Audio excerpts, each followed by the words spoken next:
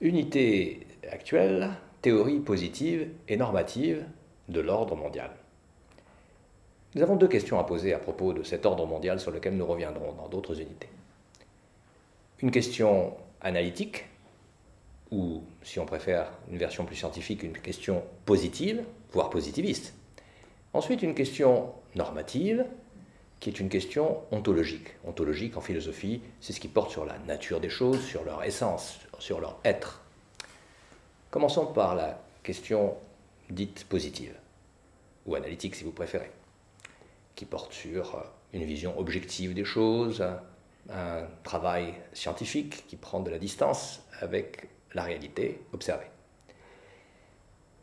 Cette vision positive n'est pas homogène, elle se divise elle-même dans différentes approches que l'on connaît, comme l'approche rationaliste ou les approches rationalistes. Il y a le rational choice, il y a la théorie des jeux, il y a le calcul stratégique, etc. C'est-à-dire l'idée que les acteurs ont des intérêts qu'ils connaissent, que les autres connaissent aussi, que chacun poursuit, et au bout du compte, tout ceci est supposé s'agréger ou s'ajuster mutuellement selon les cas. Mais il y a aussi une vision positive, constructiviste, et cette vision-là s'intéresse à la manière dont les problèmes sont pensés, construits de façon interactive, socialement, par des acteurs qui interagissent les uns avec les autres, s'adaptent à la manière dont leurs images se sont renvoyées mutuellement et qui, au bout du compte, pratiquent une politique dans laquelle l'identité, les idées sont importantes.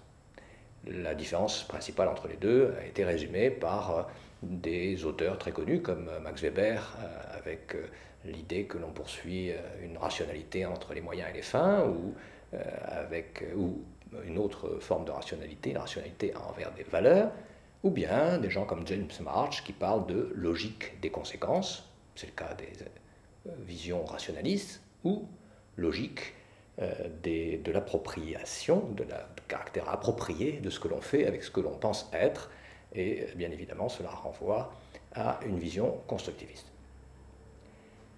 Il y a un deuxième courant, le courant qui porte sur les questions normatives, la question de l'ontologie, et donc sur la nature. Mais là aussi, ce courant est hétérogène.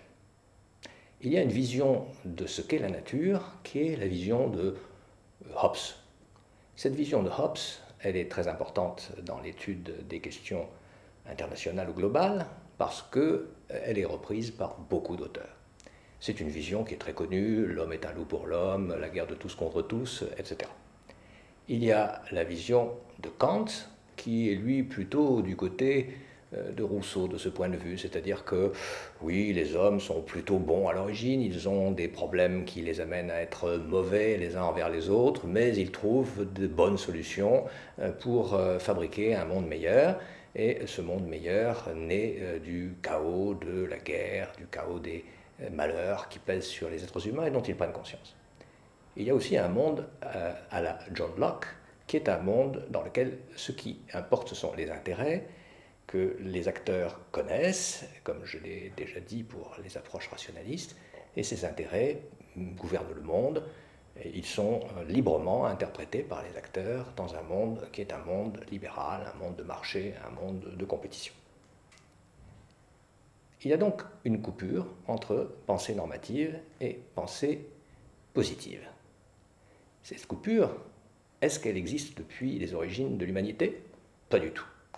Les classiques pensent par exemple que les citadins sont le centre du monde, que la cité-État est unique, elle est autarcique, elle est meilleure que toutes les autres qui peuvent s'en approcher, sans être tout à fait identiques. Ils pensent qu'il y a une harmonie à préserver dans le monde parce qu'il y a des forces cosmologiques qui sont à l'œuvre et que si on ne fait pas les choses comme on doit les faire, si on ne remplit pas les missions qu'on a dans cet ordre cosmique, eh bien l'ordre cosmique s'effondrera et la cité s'effondrera avec lui. Et le résultat, c'est que la planète tout entière disparaîtra. Les Égyptiens imaginaient même qu'elle pourrait finalement exploser si les pharaons ne faisaient pas en sorte qu'il y ait une harmonie et une unité entre ici-bas et l'au-delà, donc entre la cité que nous connaissons, la cité politique, et puis la cité idéale, celle qui est dans les cieux. C'est un monde aussi de tribus. Les tribus, ce sont les nomades, ce sont ceux qui mangent cru, ceux qui n'ont pas de maison, ceux qui n'ont pas de rite funéraire, ceux dont la langue est une langue difficile à comprendre, un dialecte, qui ne l'écrivent pas. Et donc ces tribus se déplacent d'un endroit à un autre, sont insaisissables, on s'allie à elles de temps en temps on les utilise contre d'autres tribus, mais le plus souvent c'est un danger. C'est vraiment le danger de l'inconnu, le danger du non-civilisé. La civilisation, c'est la cité. C'est aussi un monde de loyauté interpersonnelle, directement lorsqu'on connaît les gens face à face, ou bien indirectement lorsque les gens que l'on connaît représentent d'autres gens, comme par exemple l'empereur chinois, l'empereur du Japon. Et c'est un monde dans lequel il faut être fidèle. Et si l'on n'est pas fidèle, on perd son honneur. Ce monde est un monde qui n'a pas disparu partout, mais qui est à la hauteur de ce que l'on peut imaginer lorsqu'on pense à l'histoire de l'Antiquité, classique ou orientale. Le monde dans lequel nous vivons est un monde moderne. Qu'est-ce qui change avec les penseurs modernes? D'abord, ils imaginent que l'on est passé d'un contrôle de l'espace, qui était celui de la cité autarcique de l'Antiquité orientale ou classique, à une souveraineté sur le territoire. C'est une grande différence. Contrôle de l'espace, c'est ce que nous avons vu, cela suppose une philosophie globale de l'univers où le normatif et le positif sont mêlés. Souveraineté du territoire, c'est quelque chose de plus limité, de beaucoup plus précis, qui prend des formes juridiques et aussi permet des opérations militaires.